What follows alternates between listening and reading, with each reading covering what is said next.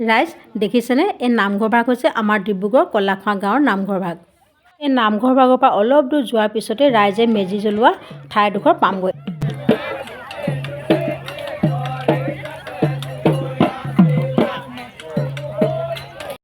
Hello' everyone, কি খবৰ আপোনালোকৰ? আশা কৰোঁ আপোনালোক সকলো কুশলে আছে আৰু ভালে আছে।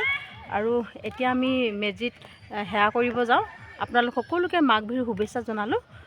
সকলোৱে ভালে থাকক, সুস্থ হৈ থাকক আৰু দীৰ্ঘায়ু কামনা কৰিলোঁ। এইফালে চাওকচোন, আমি সকলোৱে হাতত মাহ প্ৰসাদৰ শৰাই লৈ মেজি ঘৰলৈ গৈ আছোঁ। ৰাইজে যিহেতু আজি মেজি জ্বলাব আৰু অলপ দূৰ গ'লে আমি মেজি ঘৰ পামগৈ। আমাৰ ডিব্ৰুগড় কলাখোৱা গাঁৱতনো কেনেকৈ মেজি জ্বলায়, কেনেকৈ কি কৰে, সকলো আপোনালোকক দেখাই থাকিম। ব'লক তেতিয়াহ'লে ভিডিঅ'টো আৰম্ভ কৰোঁ।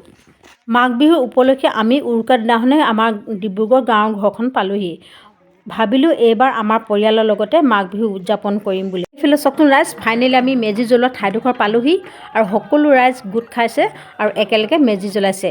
ৰাইজ দেখিছেনে, আমাৰ বাম কলাখোৱা গাঁৱত মেজি জ্বলাইছে দুটা, আৰু এটা মেজিত মহিলাসকলে পোৱাইছে আৰু এটা মেজিত গৰখীয়া ল'ৰাই পোৱাইছে।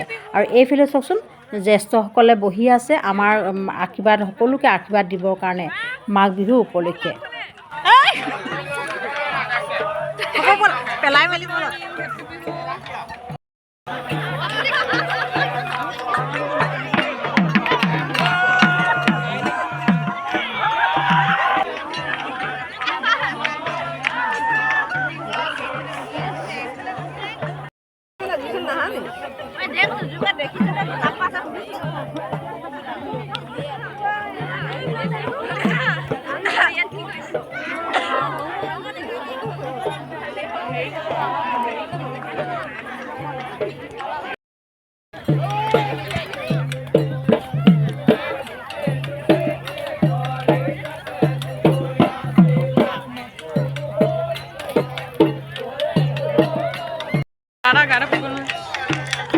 ৰাইজক কি ক'বা?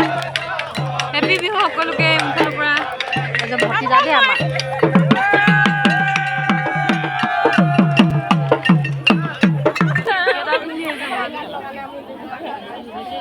কেইটা পিন্ধিছ তই? তিনিটা চাৰিটা।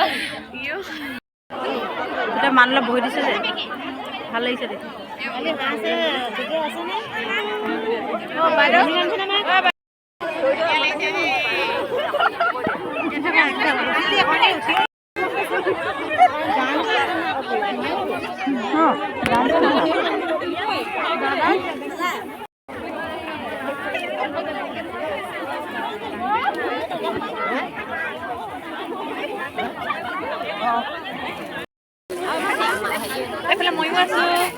এইফালে ময়ো আছোঁ। এইফালে প্ৰসাদ পাই গ'লোঁ ৰাইজ, মেজি প্ৰসাদ।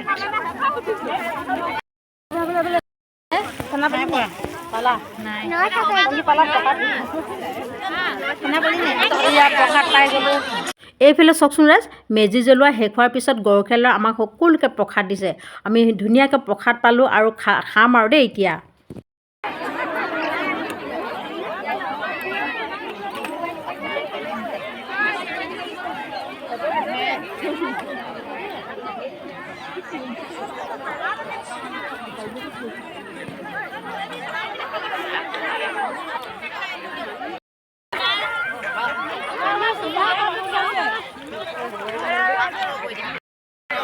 ইমানকে প্ৰসাদ গোটালে চাই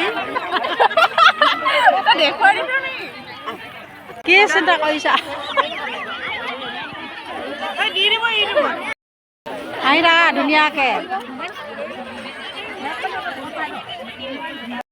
প্ৰতি বছৰে মাঘ বিহুৰ দিনাখন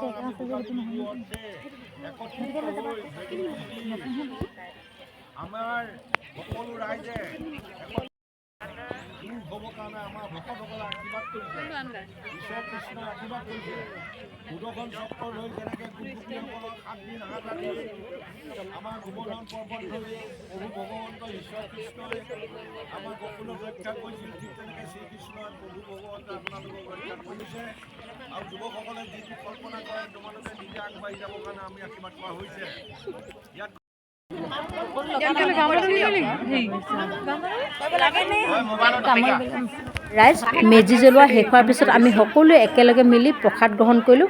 প্ৰসাদ গ্ৰহণ কৰাৰ পিছত প্ৰথমতে গৰখীয়া ল'ৰাই জ্যেষ্ঠজনৰ পৰা আশীৰ্বাদ ল'লে আৰু তাৰপিছত আমি মহিলাসকলে গৰখীয়া ল'ৰা আৰু জ্যেষ্ঠজনৰ পৰা আশীৰ্বাদ ল'লোঁ।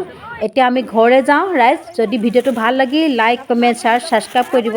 সদায় সুস্থ হৈ থাকক, সদায় হাঁহি থাকক আৰু সদায় নিজকে কেয়াৰ কৰি ৰাখিব। ধন্যবাদ।